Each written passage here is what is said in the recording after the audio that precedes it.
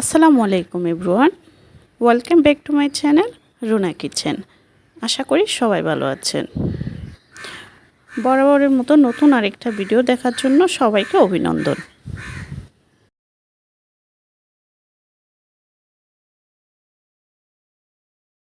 আজ আমি আপনাদেরকে তৈরি করে দেখাবো মুরগির হাতা চামড়া দিয়ে ভীষণ মজাদার মিষ্টি কুমড়ার রেসিপি। আমি জানি আপনারা মিষ্টি কুমড়া অনেকভাবে খেয়েছেন, কিন্তু এভাবে একবার রান্না করলে বাসার সবাই আপনার প্রশংসা করতে বাধ্য হবে। আর যদি মেহমান আসলে এভাবে রান্না করেন তাহলে আপনার মাছ মাংস সব বেঁচে যাবে। ভিডিওটি ভালো লাগলে চ্যানেলটিকে সাবস্ক্রাইব করে পাশে থাকুন। তাহলে মূল রেসিপিতে চলে যায়। এখানে আমি 1 কেজি মিষ্টি কুমড়া নিয়েছি, আর নিয়েছি একটা মুরগির চামড়া, পা, ঘিলা আর বিভিন্ন অংশ। অফ ক্যামেরায় মিষ্টি কুমড়া আমি এরকম গোল গোল করে কেটে নিয়েছি, আর মুরগির হাতা চামড়াগুলো কেটে ধুয়ে পরিষ্কার করে নিয়েছি। এখন চুলায় একটা কড়াই বসিয়ে দিয়ে দিচ্ছি 2 টেবিল চামচ পরিমাণ রান্নার রেগুলার তেল। তেল গরম হয়ে এসেছে, এখন দিয়ে দিচ্ছি মুরগির হাতা চামড়া। সামান্য পরিমাণ হলুদের গুঁড়া, সামান্য পরিমাণ লবণ দিয়ে 3 মিনিট মতো ভেজে নিচ্ছি।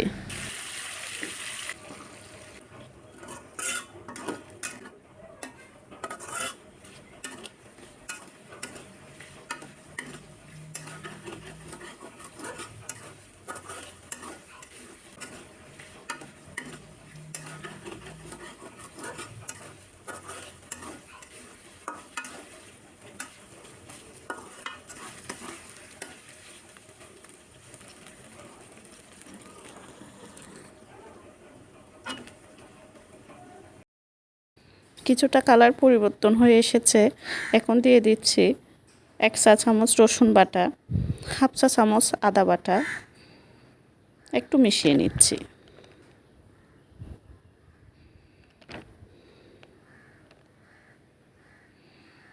এখন দিয়ে দিচ্ছি একটা বড় সাইজের পেঁয়াজ কুচি। পেঁয়াজটা সিদ্ধ হওয়া পর্যন্ত অপেক্ষা করব। পেঁয়াজটা প্রায় সিদ্ধ হয়ে গেছে। এখন দিয়ে দিচ্ছি 1 চা চামচ হলুদের গুঁড়া, 1 চামচের একটু বেশি লাল মরিচের গুঁড়া, হাফ চা চামচ ধনিয়ার গুঁড়া, 1 চামচ জিরা বাটা। এখন ছোলার আঁচ লোতে রেখে নাড়াচাড়া দিয়ে মিশিয়ে নিচ্ছি। সামান্য পরিমাণ পানি দিয়ে কষিয়ে নিচ্ছি।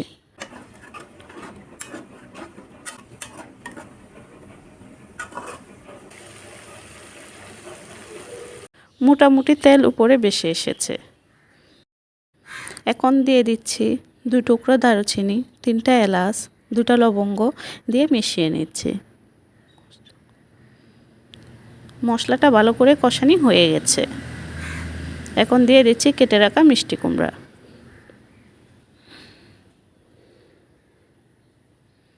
ভালো করে নাড়াচাড়া দিয়ে মিশিয়ে নিচ্ছি।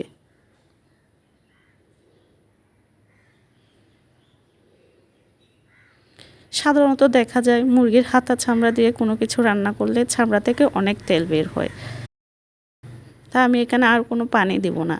এখন দিয়ে দিচ্ছি একটা টমেটো,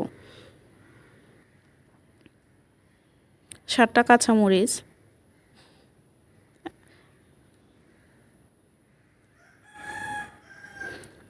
এখন ঢাকনা দিয়ে রেখে দিচ্ছি 3 থেকে 4 মিনিট। অফ ক্যামেরায় আমি 3 থেকে 4 বার নাড়াচাড়া দিয়েছি, না হলে নিচে পুড়ে যাবে। ফিরে আসলাম 4 মিনিট পর। দেখতে পাচ্ছেন কুমড়োগুলো আগের চেয়ে নরম হয়ে এসেছে। এখন আবার একটু নাড়াচাড়া দিয়ে 1 কাপ পরিমাণ পানি দিয়ে ভালো করে সিদ্ধ করে নিচ্ছি।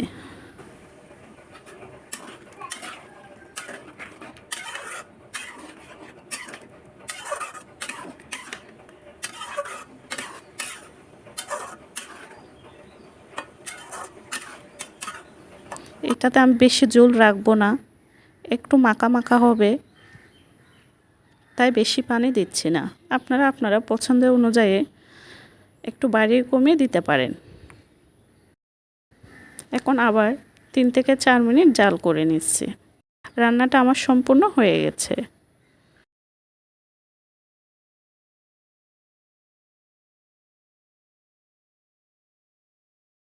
এখন পরিবেশন করে দেখিয়ে দিচ্ছি। দেখতে কতটা সুন্দর হয়েছে। যারা কিনা মিষ্টি কুমড়ার লাভার তাদের কাছে এই রেসিপিটা অনেক বেশি ভালো লাগবে। আর যারা কিনা মিষ্টি কুমড়া খেতে পছন্দ করেন না তারা এইভাবে একবার ট্রাই করে দেখতে পারেন। আশা করি নিরাশ হবেন না। আজকের এই রেসিপিটি আপনাদের ভালো লাগলে ভিডিওটাতে একটা লাইক দিবেন। আজ এ পর্যন্তই।